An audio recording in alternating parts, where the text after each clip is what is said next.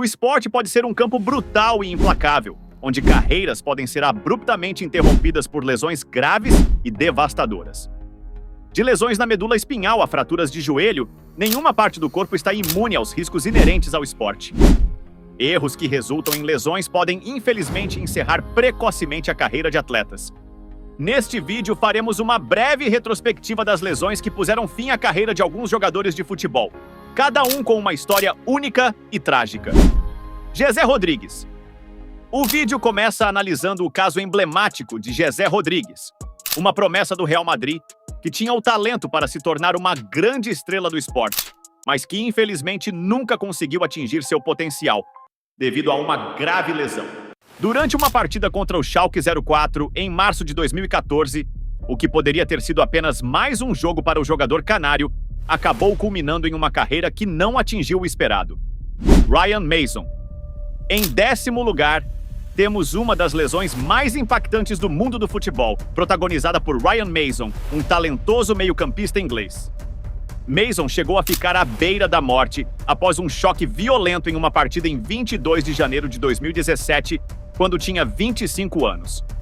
Ele sofreu uma fratura de crânio e passou por uma longa recuperação, mas as consequências físicas e mentais o levaram a anunciar sua aposentadoria um ano depois, com apenas 26 anos.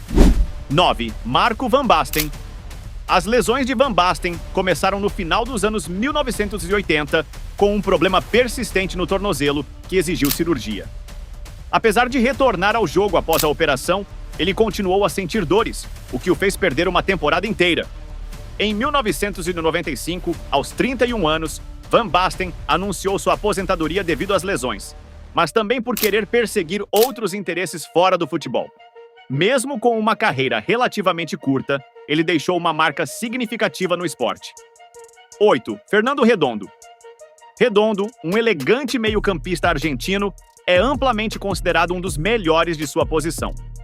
Iniciou sua carreira em 1985 e teve grande sucesso no Real Madrid, conquistando títulos importantes.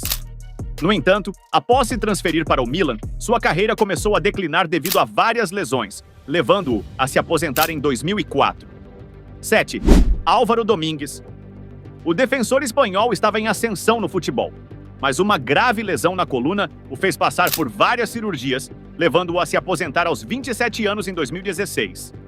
Domingues teve uma carreira promissora, conquistando títulos importantes, mas as lesões o forçaram a abandonar o esporte precocemente. 6. Just Fontaine. Uma lenda do futebol francês. Fontaine foi um dos atacantes mais letais nas décadas de 1950 e 1960. Com um recorde de 13 gols em uma única Copa do Mundo, ele era conhecido por sua incrível capacidade de marcar gols de qualquer posição. Infelizmente, problemas físicos recorrentes o forçaram a se aposentar aos 28 anos. 5. Sebastian Daisler. Um jovem meio-campista alemão, considerado uma grande promessa, Daisler enfrentou uma série de lesões ao longo de sua curta carreira, que o levaram a uma depressão profunda. Mesmo depois de se transferir para o Bayern de Munique, as lesões continuaram a prejudicá-lo, levando-o a se aposentar aos 27 anos. 4. Radamel Falcao.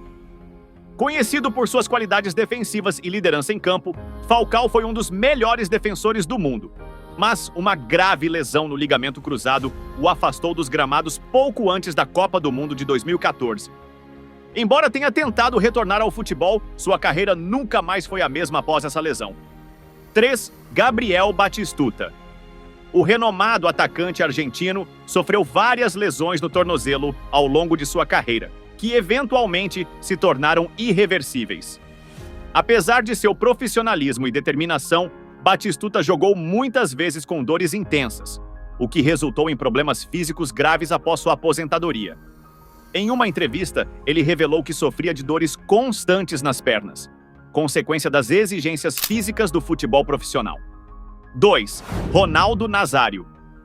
Considerado por muitos como um dos melhores jogadores de futebol de todos os tempos, Ronaldo teve uma carreira brilhante, mas marcada por lesões graves. Sua primeira grande lesão ocorreu em 1999, quando jogava pela Inter de Milão. E ele sofreu várias outras ao longo de sua carreira, culminando em sua aposentadoria em 2011.